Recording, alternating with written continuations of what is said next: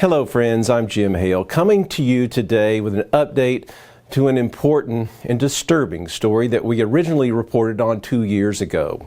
It was during the peak of COVID hysteria when Catholic homeschool mom Jane Bernardel was arrested in front of her children for not wearing a mask on the Feast of All Saints in the Diocese of Kansas City, Missouri. And I am sad to report today that the ordeal that Jane and her family endured has only worsened since our reporting. I traveled to Kansas a year and a half ago to meet with Jane and her family on their farm in Kansas outside the diocese. She's been trying to resolve her status ever since, and Jane joins us now to talk about what is really a shocking development in this unbelievable story.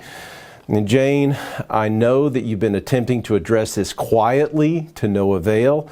So first of all, I want to thank you for having the courage to come forward to talk about this. And this has just been a terrible ordeal for you and your entire family. So Jane, please tell us about this, this letter that you received from the Bishop of Kansas City. I received a penal precept, is what the canon lawyer and the church states it is, in March, dated February, telling me that I cannot go to any churches or functions in the diocese, with the exception of cemeteries. Okay, Jane, we're gonna put this letter up, and we're gonna talk about some of the specifics of this letter, this canonical rebuke and penal precept. But first of all, for those that don't remember, if you can just go back and tell us exactly what happened on the Feast of All Saints 2 years ago. On the Feast of All Saints in 2020, my family and I were praying in the church at Redemptorist in Kansas City, Missouri, St. Joseph Diocese, and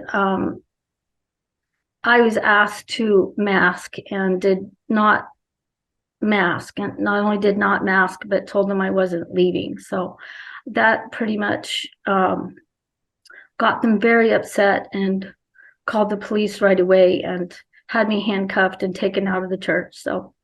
Yep. And it's important to point out here too that the priest who demanded that you put a mask on and who called the police was not wearing a mask. No, he was not. In fact, he was depositioned by my attorney, and I think that, of course, only made them more mad. But in the deposition, he did state that he didn't remember whether he was masked or not. But me and my family were there, and he wasn't masked. Yes, Jane, and so as I mentioned earlier, you know, I traveled out to Kansas to meet with you and your family because you live in the state of Kansas, but your family has been worshiping at a parish in Kansas City, correct? Kansas City, Missouri. Yes, it sounds long, but it's a 20-minute drive. Right. Exactly. And, you know, Jane, I just got to say that the time that I spent with your family was so wonderful. And it was just one of those moments, you know, we were out there, we had breakfast together. I got to see the farm. You know, it was just obvious to me that you guys are really attempting to live an abundant Catholic life on your farm. You attend the Latin Mass. You know, it's plainly obvious to see that your children love the Catholic faith. So could you just tell us a little bit about the impact that this has had on your family? Well, first of all, my children still talk about you too, and what they, how you walked around the farm with them, and I don't think I was even outside when you did that with them. So they had a great time with you. The impact on my family. Well, we thought things were, rolling right along, and my case was actually dismissed in January of this year. So it did take a while, but it was dismissed. They like to remind me that I was supposed to, they waited 6 months so the judge said that I would dismiss it in 6 months if you didn't bother Redemptorist Church anymore. And so it was dismissed in January of this year. Right. Since that time, we assumed things were going to go smoothly for my family. Of course, life on earth right now isn't very smooth, and the church is in, it appears in, a sad state, but we didn't see what happened as somebody from actually a Kansas priest in the hierarchy called me and told me that was giving me the heads up that I was going to be served a censure. So I had to look up what that was. I didn't know what that meant even. And on the phone, he tried to describe it to me. And I said, but why would they do that? What have I done? And he said, Jane, it probably nothing. But people are being persecuted, and I think you're one of those people.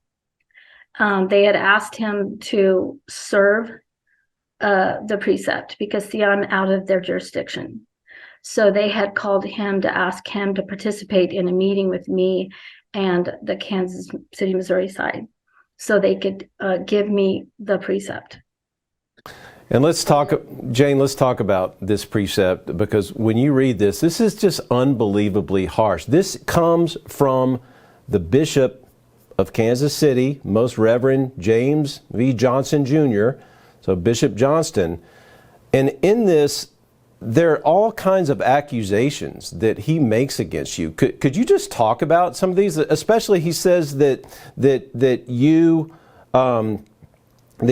actually struck one of the parishioners there, and that you've caused grave disturbances. What is your response to the accusations that the bishop is making in this letter?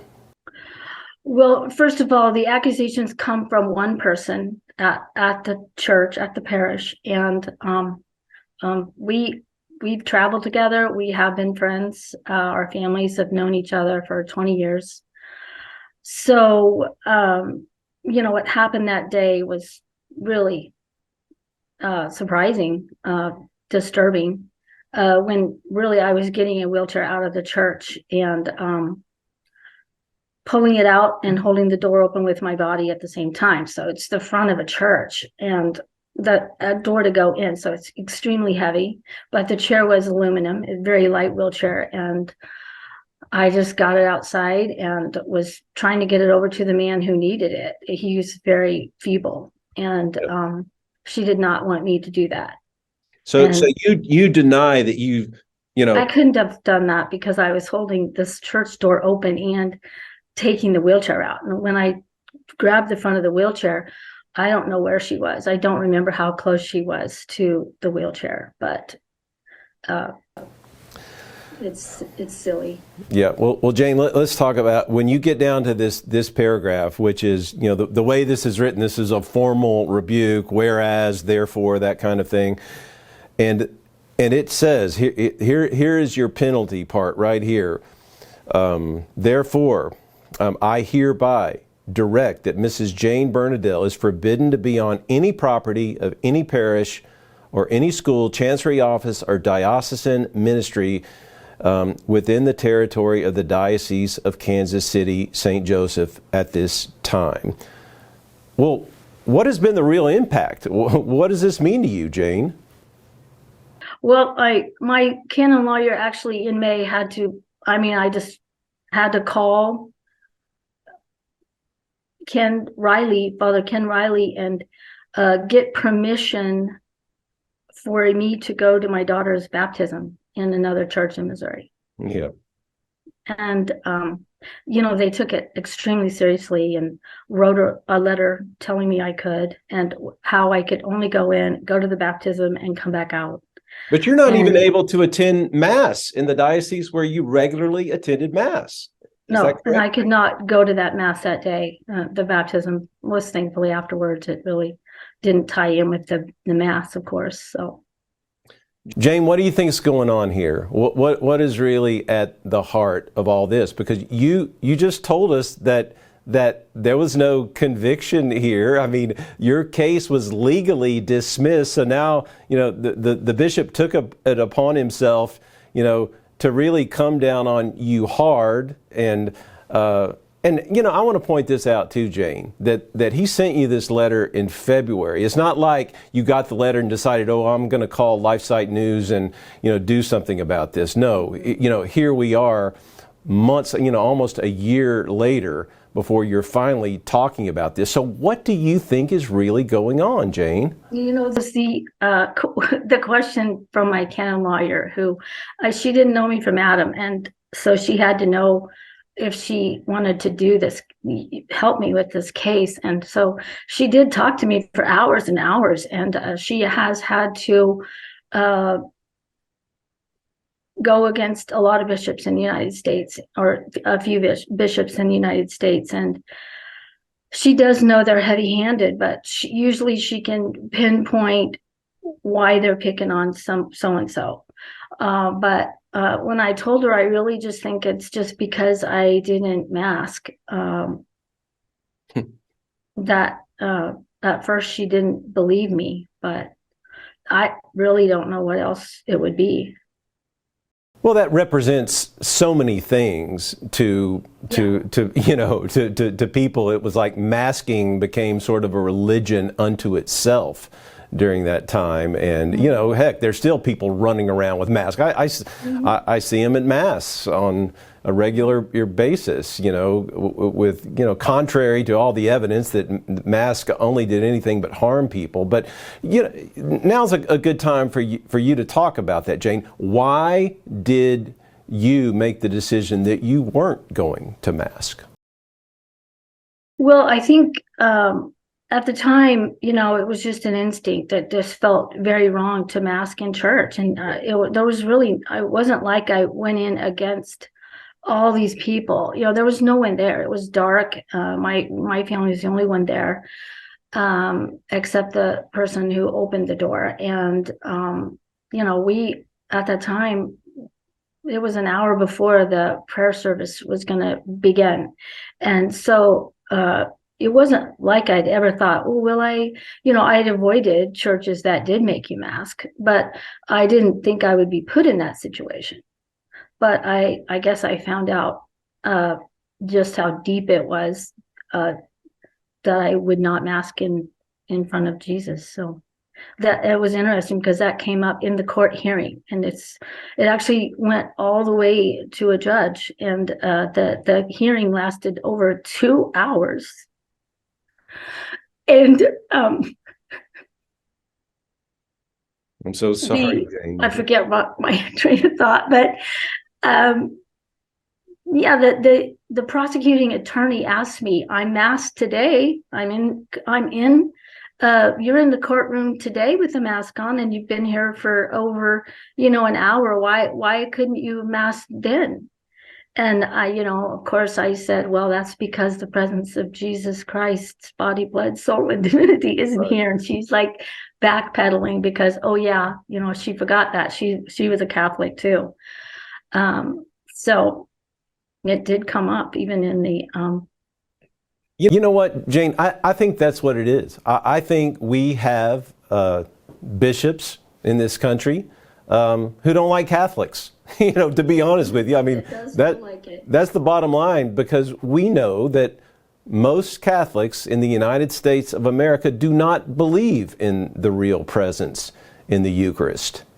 Yeah. So there you go. Not long after I was doing a little tour of the Midwest back when all this was happening. Well, in the summer, so just a couple of months after I met with your family, I covered this heretical priest conference in Minneapolis, where you had Catholic priests and bishops attending this conference, where they were openly supporting homosexual marriage.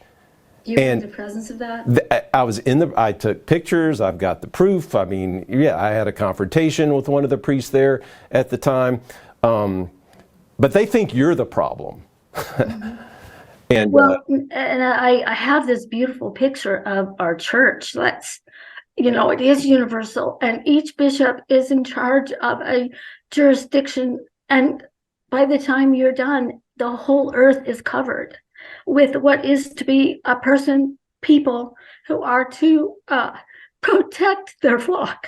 Yep. So it's weird that they would have the time to pick on me. Like, I don't work. I don't have a large following. I don't even have Facebook. Well, Jane, you know what? You're my sister. That's who you are, and I guarantee you, everybody watching this right now is going to be lifting you up in prayer. So please know that, Jane. I know we've had so many conversations. I don't mean to be so. No, Jane, look. I can't believe how. Our fountain, no matter what happens to us, no matter how much we're slandered, I know I have a Christian foundation that will get me through it. And Yep. I really am sad that I am still so upset about it. But well, Jane, you have every right. This is an injustice. I think I've never heard of this before.